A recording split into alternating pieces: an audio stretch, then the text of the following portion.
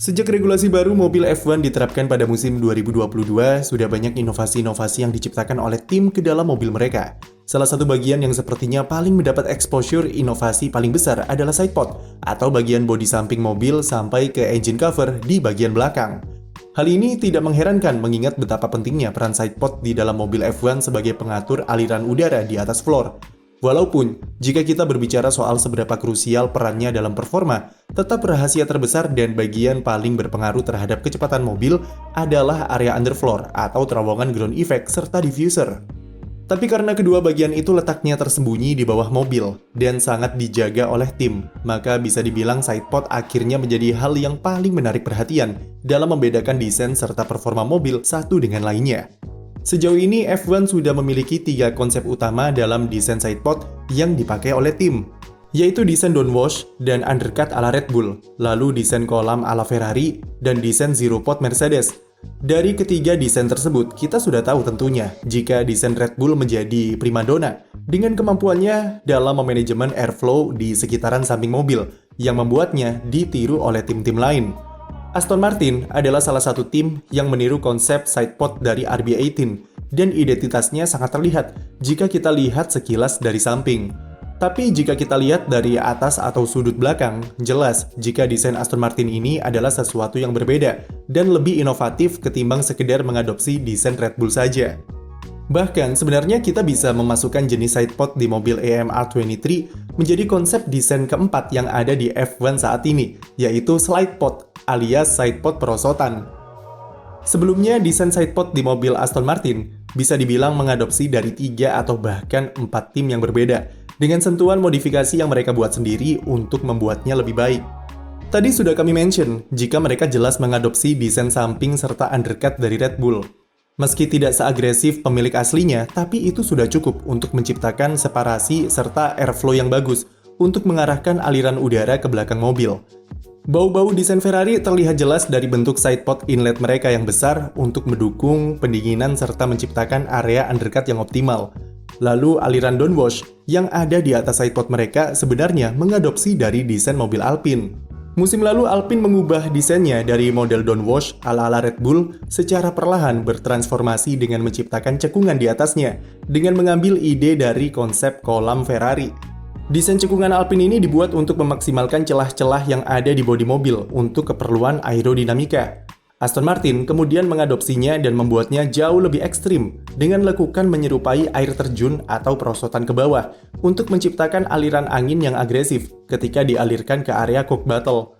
Konsep semacam ini lebih mendekati ke cara Ferrari memanajemen airflow di area atas sidepod mereka yang sama-sama memanfaatkan cekungan untuk mengarahkan aliran angin ke belakang mobil.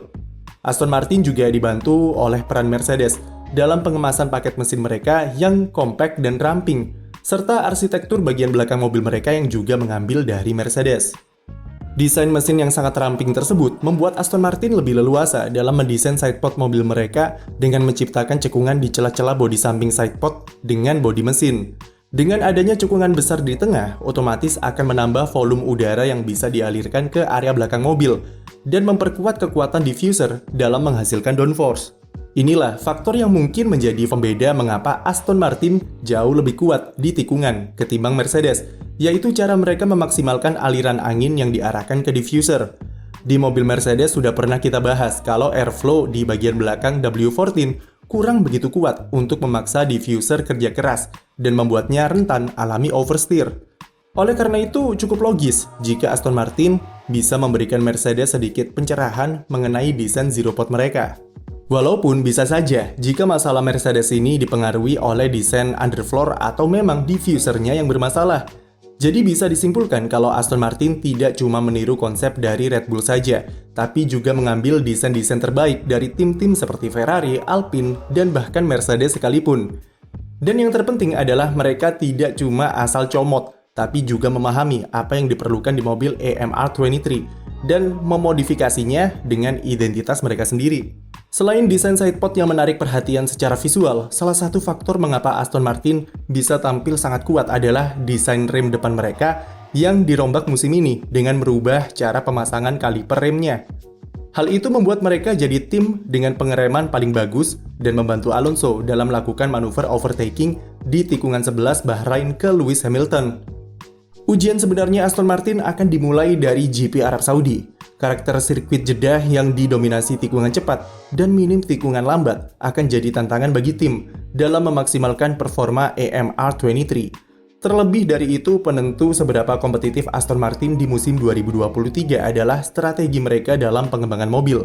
Fernando Alonso mengatakan, jika paket yang mereka punya sekarang adalah mobil basic saja, dan timnya masih bisa jauh lebih baik dengan program development musim ini. Aston Martin menjanjikan tingkat pengembangan mobil yang agresif, mengingat mereka mampu melakukan itu dengan budget yang lebih dari cukup. Finish di posisi ketujuh konstruktor musim lalu juga menguntungkan mereka dengan jumlah tes aerodinamika yang lebih banyak dari tim-tim rivalnya, dan ini akan sangat berpengaruh terhadap pengembangan mobil dalam hal upgrade komponen. Musim lalu Aston Martin bisa membuktikan jika mereka bisa mengembangkan mobil yang semulanya problematik menjadi cukup kompetitif di akhir musim.